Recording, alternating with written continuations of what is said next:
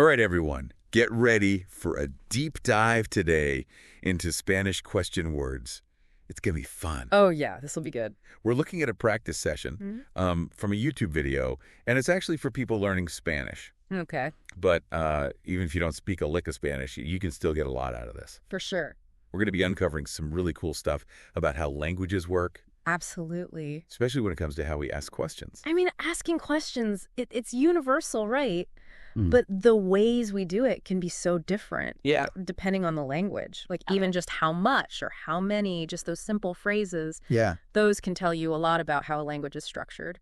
And right away, the teacher in this video, she starts throwing out all these words like cuánto, cuántos, cuánta, cuántas, and they all sound so similar. They do sound similar. What's the deal with that? Well, they are all variations of, how much or how many in Spanish. But the reason there are so many is that, unlike English, Spanish nouns have gender. Oh, right. You got masculine or feminine, and then you've got number singular or plural. So the question word. Okay. It has to match the noun that it's asking about. So it's like Spanish is packing all this extra information into these tiny question words. Like, we might need a whole phrase in English to say what Spanish can do with just cuántos or cuánta. That's a great way to put it. Languages can be incredibly efficient with how they convey meaning.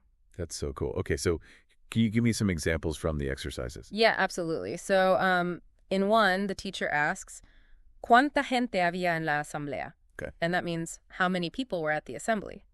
Now, gente means people, and it's a feminine noun. So that's why we use cuánta. Right. Then there's ¿Cuántos amigos de verdad tienes? Which is how many true friends do you have? And amigos, meaning friends. Yep. That's masculine and plural, so we use cuántos. It's like each question word is this little puzzle piece. Haha. Yeah. And it has to fit perfectly with the noun it's asking about. Yeah. It makes me think about how English has like fewer for countable things and less for things you can't count. Like those tiny differences, those can really trip you up in another language. Oh, absolutely. And that's a really good point because language isn't just memorizing words. Yeah. It's about understanding the logic, the structure underneath it all. Totally. Okay, so let's move on to this challenge of turning statements into questions. Sure. I was watching how the teacher just flipped those sentences around. And I was like, whoa, that was smooth. It's a skill. It definitely takes practice. Yeah. But you start to see the patterns after a while. For example, you take the statement, este coche cuesta 30,000 euros. Okay. Which means this car costs 30,000 euros. Gotcha. Now, to make that a question, you just add cuánto at the beginning. Okay. And you got to switch the word order around a little. So it becomes, ¿Cuánto cuesta este coche? How much does this car cost? It's like almost like a dance or something. You know, you have these steps that you follow. Right. And if you get them right, yeah, you create this beautiful sentence. That's a great analogy. Yeah. And the cool thing is the video actually shows a few different ways to ask the same question. And that happens a lot in languages. There's rarely just one right way to say something. Yeah, yeah. But understanding those little differences in how you say things, that's really what makes someone sound fluent. Oh, okay. That's interesting. Okay, so there's this one word that keeps popping up. Okay. And I'm already sensing some mystery around it. All right. What is it? It's como. It's like everywhere in these exercises. Oh, yeah. Como is a fun one. It usually translates to how. Right. But the thing is, it can change its meaning depending on what it's asking about. Okay, so give me an example. How does como change its disguise, so to speak? Well, you might ask, ¿Cómo has venido? Okay. Which means, how did you come? So here it's asking about the way you traveled, the method. Right. But then you've got, ¿Cómo es el primo de Juan? Okay. How is Juan's cousin? And now we're talking about personality or appearance. Oh, right. You want a description of the cousin. So como is like this chameleon, yeah. blending in with its surroundings. It sounds like paying attention to the other words around como is key. Got it. The other words in the sentence, especially the verbs, they give you the clues to really unlock the true meaning of como. Awesome. And speaking of words with multiple personalities, let's talk about por qué. Yeah. This one really had me confused at first. Yes. Por qué has two sides to it. Right. It can be written por qué with an accent mark, which means why. Right. Or por qué without the accent mark, meaning because. That little accent mark and the spacing, that's what tells you if it's a question or not. It's amazing how much meaning can be packed into this tiny little accent mark. It really is. I bet native speakers don't even think about it. Yeah, probably not. It's like second nature to them. Just like how we naturally stress different syllables in English. Oh, right. Depending on whether we're asking a question or making a statement. Yeah. Like, you're going to the store versus you're going to the store. Totally. Can we hear some examples of this in action with por qué? Of course. The video has the question, ¿por qué no comes nada? Okay. Which means, why don't you eat anything? Gotcha. And the answer is, porque me duele mucho la barriga, because my stomach hurts a lot. I can hear how the emphasis changes between por qué and por qué. It's like a little musical cue. Yeah, it really is. Hidden within the language. It's fascinating how much we take for granted in our own languages, you know? Yeah, absolutely. Every language has all these little things that make it so unique and rich. Okay, and another thing I noticed was how Spanish makes negative questions.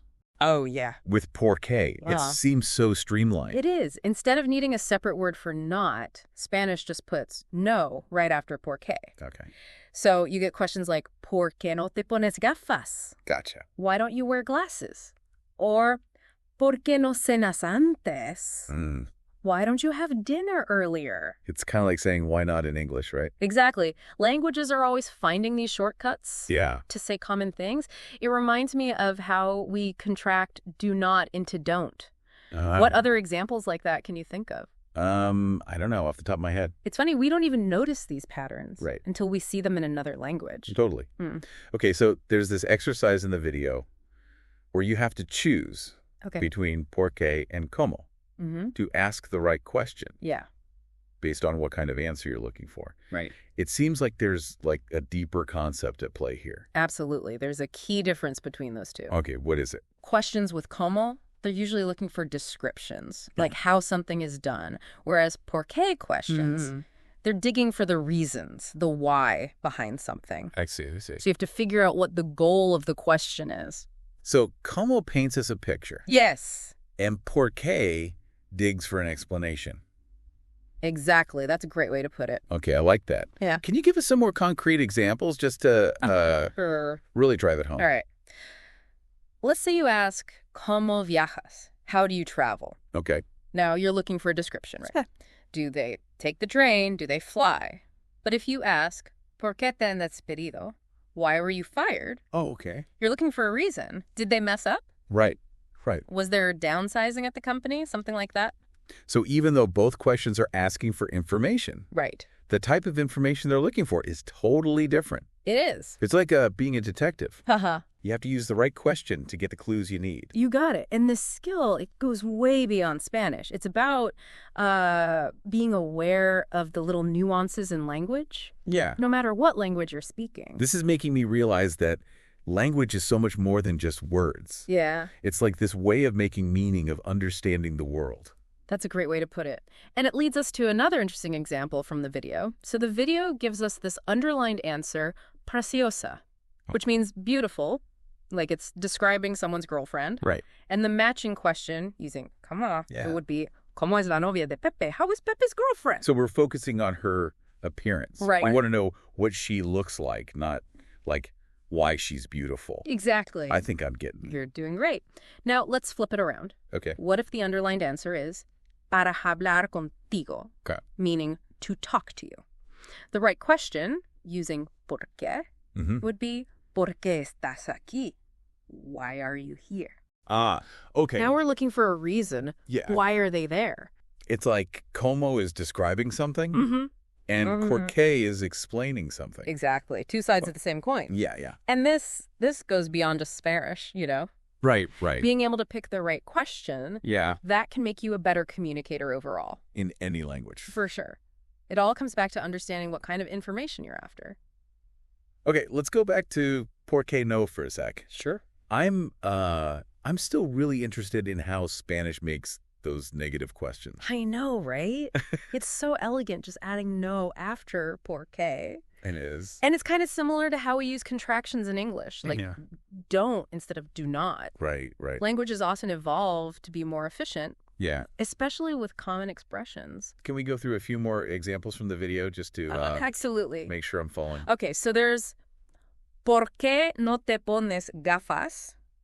which translates to, why don't you wear glasses? Okay. And another one is, ¿por qué no cenas antes? Okay. Meaning, why don't you have dinner earlier? It's interesting how that little no it completely changes how the question feels. It does. Like, it's not just asking why anymore. Uh-huh. It's almost like a suggestion. Yeah, like a gentle nudge. Do something different. Right. And it's so subtle. It is. It's all in the structure. It really shows you how powerful word order is. It is. Like, a small change can totally shift the meaning. Absolutely. And you know what's cool? Right. This kind of negative question structure, it pops up in other languages too. Oh, really? It's like a universal thing. Wow. People want to use language not just to ask for information, but to kind of, nudge the conversation in a certain direction. So it's not just about asking. Right. It's also about, like, influencing. Yeah, exactly. This deep dive is blowing my mind. Uh-huh. I'm glad. It's a great reminder that language is complex, and there's always something new to discover. All right, so we've covered como, por qué, and all those variations of how much and how many. Right. I feel like I'm getting the hang of this. You're a natural. So, what's next? Okay, so the teacher introduces a new word. Okay. Cuando, meaning when. When, okay. This one's all about time. Oh, cool. Like pinpointing moments in the past, present, future. So it's our tool for navigating the fourth dimension. I like that. Haha, thanks. Yeah. So how does cuando actually work? It's pretty straightforward. It usually goes at the beginning of the question. Okay. Like como and por qué. Right. And depending on the context, it can be by itself. Okay. Or it can team up with other words. To be more specific. Exactly. Okay, I'm ready for some examples. All right. One from the video is cuando llegaste, which means when did you arrive? Gotcha. So here, cuando is asking about a specific moment in the past. Like the exact time something happened. It's like rewinding a video and hitting pause. Yeah. At a precise moment. That's a great way to think about it. Thanks. And, cuando can also be used for future events. Oh. Like, cuando te vas, meaning when are you leaving? So cuando is our time machine. Yeah. Letting us explore the past and the future. Exactly. And it seems pretty versatile. It is. And just like with como and por qué, cuando shows us how language lets us talk about these big abstract ideas, right. Time itself. My mind is officially blown. This deep dive is amazing. I'm glad you're enjoying it. I'm noticing something about the word order with cuando. Okay, what is it? It seems a bit different. You're picking up on some subtle patterns. Am I? You are.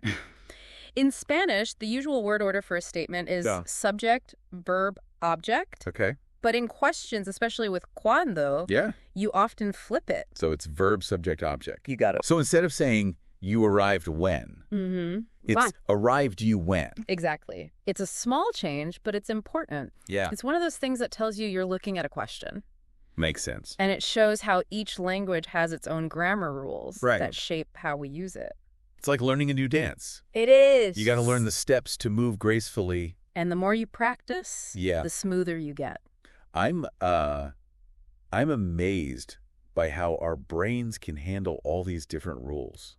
It is pretty incredible. Like we can learn all these different systems and make sense of them. It really speaks to our ability to learn languages. It does. Which is something we often take for granted. Okay, so far we've covered como, por qué, cuando. We're really starting to get this. You are. You're doing great. But I have a feeling there's still more to learn. You're right, there is.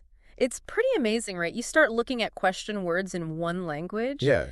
And suddenly you're seeing these connections to other languages. It's like a peek into how we all communicate. Absolutely. It shows that there are these universal principles at play. Okay, there's one more question word from this video that I'm curious about. All right, which one?